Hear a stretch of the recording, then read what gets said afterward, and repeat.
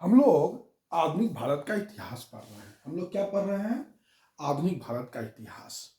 और आधुनिक भारत के इतिहास के अंतर्गत हम लोग जिस टॉपिक पर चर्चा कर रहे हैं उस टॉपिक का नाम है देश के बाहर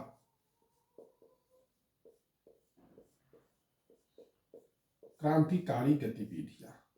देश के बाहर क्रांतिकारी गतिविधियां।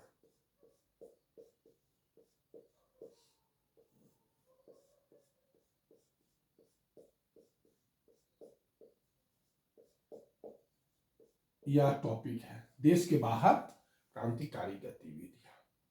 कल हम लोगों ने इंग्लैंड का चर्चा किया, पेरिस का चर्चा किया, कुछ जर्मनी की घटनाओं का चर्चा किया। एक चीज याद रखिएगा, मार्च 1940 में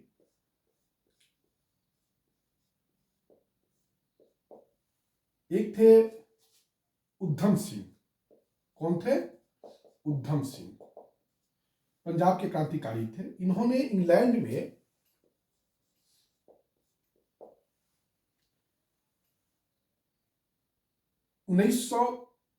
पंजाब के थे उधम सिंह। इंग्लैंड में इन्होंने माइकल और डायर की गोली मारकर हत्या कर दिया। माइकल और डायर को गोली मारकर इसने हत्या कर दिया उधम सिंह ने। कारण क्या था? माइकल और डायर जो था पंजाब का लेफ्टिनेंट गवर्नर था।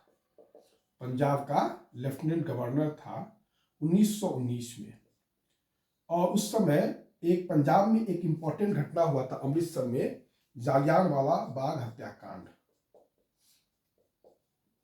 तो उसके लिए पंजाब का लेफ्टिनेंट गवर्नर माइकल और डायर ही रिस्पॉन्सिबल था। तो उसका जो है गोली मारकर हत्या उधम सिंह ने कर दिया। उधम सिंह को बाद में फांसी का सजा मिला था। जिस तरीके से मदन लाल ढींगरा ने करजन वैली की हत्या कर दिया था, उनको भी मदन लाल ढींगरा को भी फांसी मिला था और उधम सिंह को भी फांसी का सजा मिला था। कल मैंने आपको बताया ही था कि वीडी सावरकर ने इंडिया हाउस पर जो है उनका प्रभाव बढ़ गया और 10 मई 1908 को उन्होंने गदर दिवस मनाया था इंडिया हाउस में लंदन में। और उसे भारत 1857 विद्रोह को पहला स्वतंत्रता संग्राम कहा था। फर्स्ट वॉर ऑफ इंडिपेंडेंस नामक पुस्तक भी लिखा था। यह सब कल चर्चा हो गया था।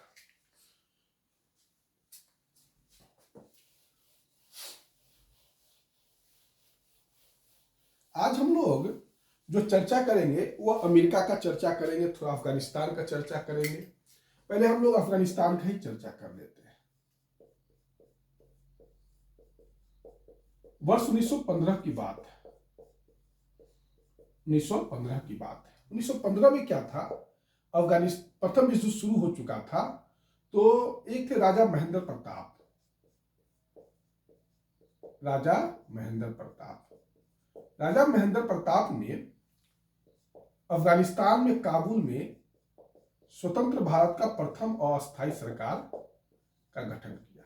राजा महेंद्र प्रताप ने जो है स्वतंत्र भारत का प्रथम अस्थायी सरकार का गठन किया। और राजा महेंद्र प्रताप खुद जो है राष्ट्रपति बने उस अस्थायी सरकार के। और बरकतुल्ला खान, मोहम्मद बरकतुल्ला को बनाया प्रधानमंत्री। फिर से सुनिएगा, अफगानिस्तान में वर्ष 1915 में राजा महेंद्र प्रताप और बरकतुल्ला ने मिलकर स्वतंत्र भारत का प्रथम अस्थायी सरकार का गठन काबुल में किया। राजा महेंद्र प्रताप जो है खुद राष्ट्रपति बने और बरकतुल्ला को प्रधानमंत्री बनाया। इस सरकार को, काबुल की अस्थायी सरकार को जर्मनी और रूस ने समर्थन प्रदान किया। रूस में उसमें लेनिन का शासन था। लेनिन ने इस सरकार को सपोर्ट किया था, रूस का लेनिन।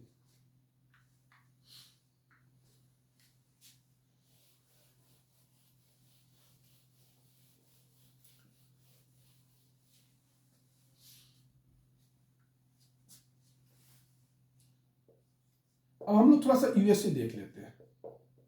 यूएसए और कनाडा सभी एक साथ देख लेते हैं। देखिए, 1890 के बाद पंजाब से या भारत से बहुत लोग यूएसए बसने जाने लगे और कनाडा में जाने लगे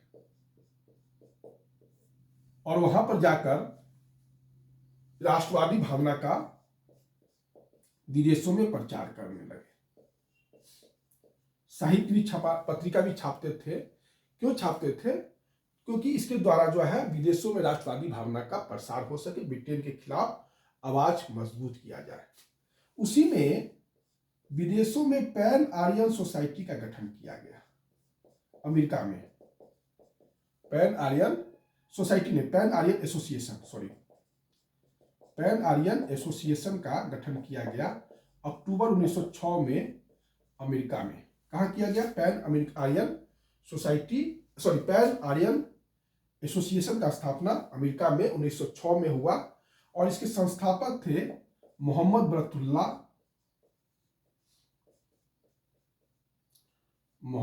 बरकतुल्लाह और सैमुअल लुकास जोशी।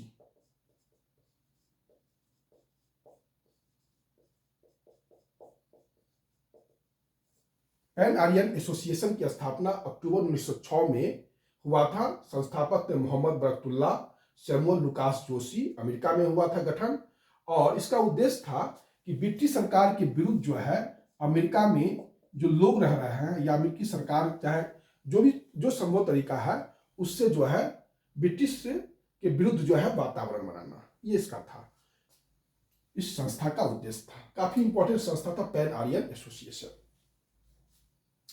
1890 के बाद बहुत सारे लोग अमेरिका और कनाडा में बसे और वहां जाके लोगों ने काफी काम भी किया, जैसे कि राष्ट्रवाद का प्रचार किया, राष्ट्रीय सामग्री प्रकाशित किया। इसी में थे एक द्वारकानाथ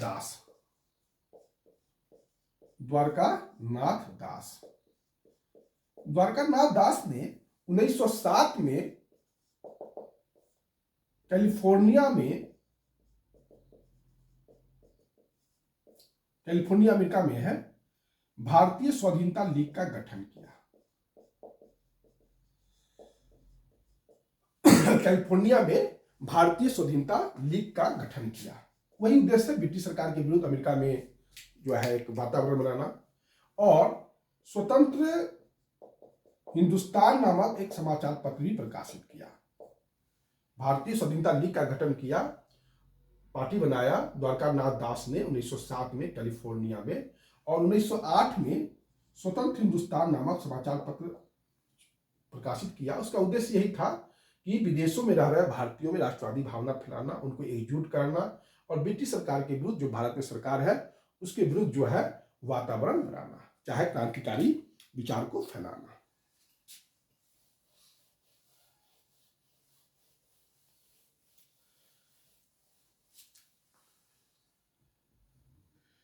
उसके बाद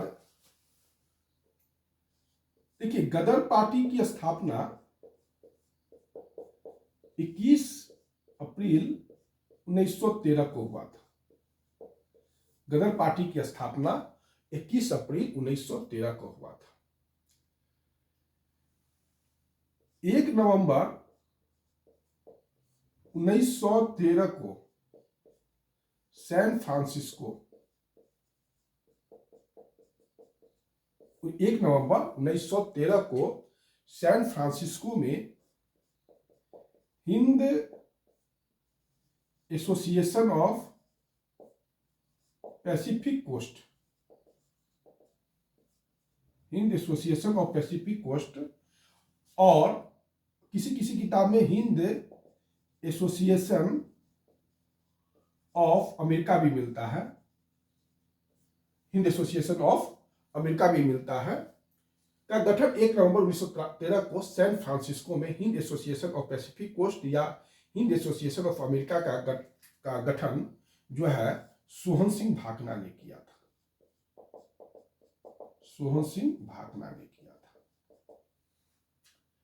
क्योंकि 1 नवंबर 1913 को ही भारत में जो गदर विद्रोह हुआ था 1857 का, उसी के कारण ये संस्था ने भी गदर नामक एक साप्ताहिक समाचार पत्र प्रकाशित किया।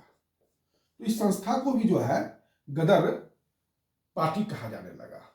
लेकिन वैसे गदर पार्टी की स्थापना 21 अप्रैल 1913 को ही हो गया था, लेकिन बाद में जो पॉपुलर हुआ गदर पार्टी के नाम से वह Hind association of Pacific coast था मूलतः, जिसने गदर नामक साप्ताहिक पत्र निकाला था, मैगजीन निकाला था। इसी के कारण इसको गदर पार्टी कहा जाने लगा। गदर पार्टी जो है 21 फरवरी 1915 को भारत में डेट फिक्स किया था गदर का, विद्रोह का, ब्रिटिश सरकार के विरुद्ध विद्रोह का। देखिए, गदर पार्टी का आंदोलन का मुख्य कारण यह था कि उस समय प्रथम विश्व युद्ध शुरू हो गया था और अमेरिका शुरुआत में प्रथम विश्व युद्ध में इंग्लैंड के साथ नहीं था, वो अलग था। तो अमेरिका में रह रहे भारतीयों को, चाहे क्रांतिकारियों को, यह सुनहरा अवसर मिला कि अमेरिका में रहकर वह जो है ब्रिटिश के विरुद्ध वातावरण बना सके। और इनका मुख्य उद्देश्य यही था, मतलब प्रथम विश्व युद्ध का जो तात्कालिक फायदा इन गदर के क्रांतिकारियों ने उठाया, और इसका जो तात्कालिक कारण यही था 21 फरवरी 1915 को, और इन लोगों ने एक गदर का दिवस फिक्स किया था 21 फरवरी 1915 को। और ये गदर कैसे होता, विद्रोह कैसे होता, तो उस विद्रोह का के कारण जो है भारतीय सैनिकों में जो है विद्रोह फैलाना, और खासकर भारतीय सैनिकों में, सिख सैनिकों में ब्रिटिश सरकार के खिलाफ विद्रोह की भावना को फड़गाना था। यह इसका उद्देश्य था। गदर पार्टी का जो मुख्यालय था वह सैन फ्रांसिस्को में ही था, युगांतर आश्रम में। इसके संस्थापक अध्यक्ष सोहन सिंह भाकना थे, लेकिन इसका संस्थापक का श्रेय अगर किसी को जाएगा तो लाला हरदयाल को जाएगा। और युगांतर आश्रम भी वही एक तरह से थे। काशीराम गदर आंदोलन के, गदर पार्टी के खजांची थे काशीराम। इनके अन्य सदस्यों में, गदर पार्टी के अन्य सदस्यों में पंडित रामचंद्र, बरकतुल्ला, मैडम कामा, ये सभी जो थे इसके अन्य मेंबर थे जो काफी इंपॉर्टेंट थे। पंडित रामचंद्र, बरकतुल्ला, मैडम कामा, भिकाजी कामा। यह जो समाचार गदर पार्टी जो था, जो गदर बाद में मासिक हो गया, पहले तो साप्ताहिक निकलता था, लेकिन बाद में यह समाचार पत्र मासिक हो गया। मासिक हो गया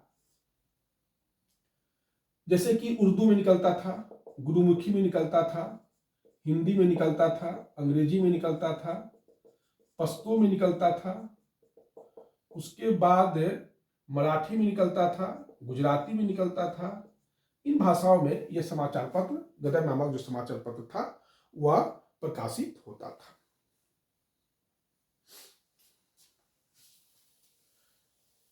लेकिन यह गदर आंदोलन जो है शीघ्र ही दबा दिया गया, और काफी संख्या में गदर आंदोलन को दबा दिया गया। कारण यह था कि प्रथम विश्व युद्ध में अमेरिका ने बाद में इंग्लैंड का साथ देने का निश्चय किया और गदर पार्टी पर उसने प्रतिबंध लगा दिया।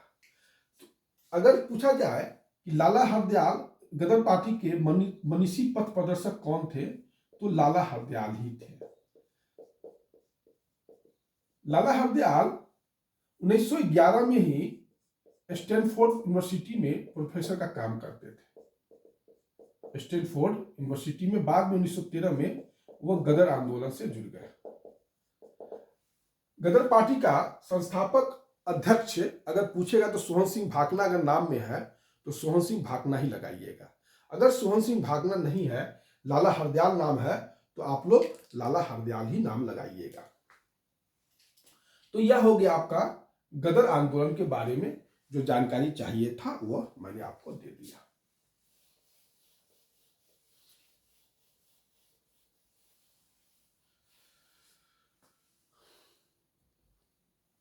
उसके बाद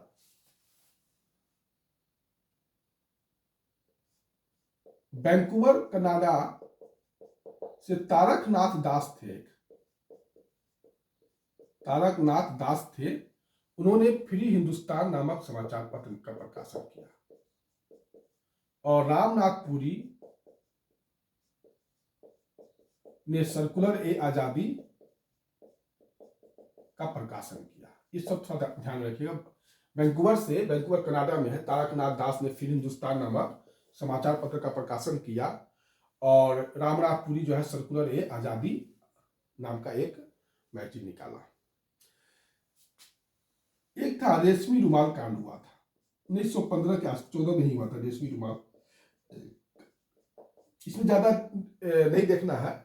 एक थे मौलवी उबैदुल्ला सिंधी, उन्होंने ही रेशमी रुमाल कांड से जुड़े थे। मौलवी उबैदुल्ला सिंधी, प्रारंभिक परीक्षाओं में नहीं पूछना चाहिए, लेकिन कहीं आईएएस में पूछ दिया तो आप लोग थोड़ा सा ध्यान रखिएगा। रेशमी रुमाल कांड मौलवी उबैदुल्ला सिंधी थे जुड़े हुए थे। अब आइए एक इंपॉर्टेंट घटना, कामागाटा मारू प्रकरण। कामागाटा मारू,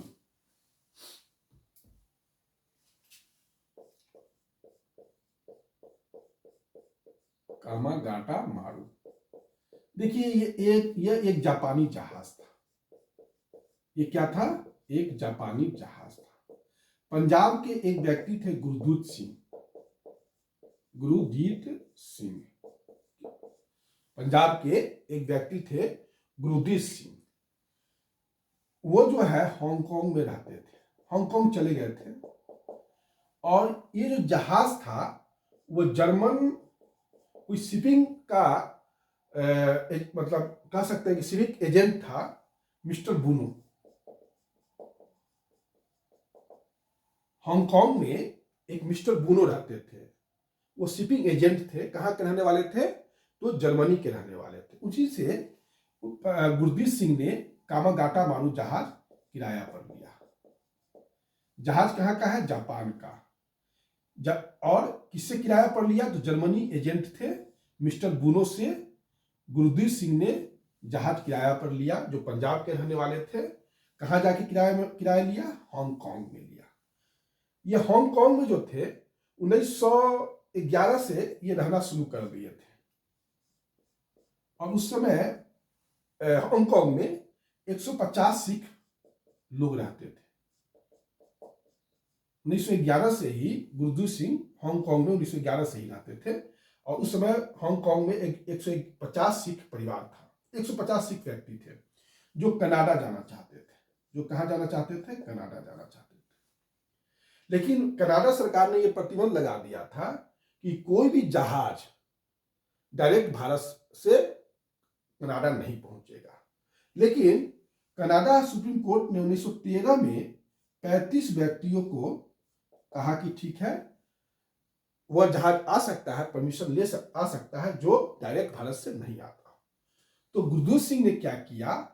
जो जापानी जहाज कामागाटा मारू था, जर्मन शिपिंग एजेंट से मिस्टर बुनो से हांगकांग में लिया। और हांगकांग से वो जहाज चला वैंकूवर की ओर।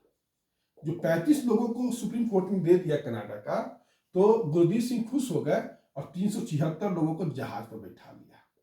अब पहुंच गए वैंकूवर। वैंकूवर पहुंचे तो कनाडा की सरकार ने वैंकूवर तट पर पहुंचने से पहले इनको कहा कि आप यहां से वापस जाइए। इन लोग भी अड़ गए कि नहीं नहीं, हम लोग इसको करके रहेंगे। और इसका सपोर्ट जो है, उस समय अमेरिका में कुछ क्रांतिकारी लोग रहते थे, उन लोगों ने खूब किया। लेकिन अंतिम में ब्रिटिश सरकार काफी दबाव डाला और कहा कि एक काम कीजिए, जहाज को ठीक डायरेक्ट जो है कनाडा से हांगकांग नहीं जाएगा वैंकूवर से, अब वो डायरेक्ट आप कलकत्ता के बजबज बंदरगाह भेजिए। कलकत्ता के बजबज बंदरगाह भेजिए। अब कलकत्ता के जहाज बंदरगाह पहुंचा। लेकिन हाँ, कनाडा में क्या कांड हो गया कि जो जहाज में बैठे लोग गए थे, उन्होंने कहा कि सूर कमेटी का गठन कर दिया। लेकिन सूर कमेटी की बात कुछ सुनी नहीं गई और ब्रिटिश दबाव में सूर कमेटी का बात कनाडा की सरकार नहीं सुना। और वो जहाज जो है वैंकूवर से फिर कलकत्ता के बजबज बंदरगाह पर वापस हुआ। जैसे ही कलकत्ता के बजबज बंदरगाह पर यह जहाज पहुंचा, ब्रिटिश सरकार ने क्या किया? अंधाधुंध गोली चलवा दिया। उसमें 18 लोग मर गए और 202 घायल हो गए। यह घटना है सितंबर 1914 का। यही आपका कामागाटा मारू का जो पूरा कहानी है वह यही है। मेरे ख्याल से इसके साथ ही जो है आपका विदेशों में जो भी क्रांतिकारी गतिविधियां थी वह समाप्त हो गया। अमेरिका में जो गदर आंदोलन का दमन हुआ, तो गदर आंदोलनकारी चाहते थे कि प्रथम विश्व युद्ध का जो फायदा है वो उठा ले। और चूंकि अंग्रेज सरकार अभी प्रथम विश्व युद्ध में लगा है, तो क्यों ना अंग्रेज सरकार को जो है डिस्टर्ब कर दिया जाए। और उन्होंने डेट भी फिक्स कर लिया था कि हम जो है पंजाब में गदर करेंगे। 21 फरवरी 1915 का डेट फिक्स किया था। और पंजाब जो सिख सैनिक थे ब्रिटिश सेना में, उसके सहायता से या भारतीय सेना के सहायता से। लेकिन जैसे ही अमेरिका जो है इंग्लैंड के साथ प्रथम विश्व युद्ध में खड़ा हो गया, तो फिर गदर आंदोलन को वहां अमेरिका में प्रतिबंधित कर दिया गया। और इस कारण से जो है गदर आंदोलन वह स्वरूप, गदर आंदोलन के जो आंदोलनकारी चाहते थे वह संभव नहीं हो सका। एक चीज यह कभी कभी पूछ देता है कि गदर आंदोलन अमेरिका के किस भाग में था, तो यह पश्चिमी भाग में था। सैन फ्रांसिस्को अमेरिका के पश्चिमी तट पर है, तो ये भी थोड़ा सा ध्यान रखेंगे। इसी के साथ यह क्लास जो क्रांतिकारी गतिविधियां हैं वो समाप्त हो गया। अब हम लोग नए टॉपिक के साथ आधुनिक भारत में पुनः प्रस्तुत होंगे। धन्यवाद।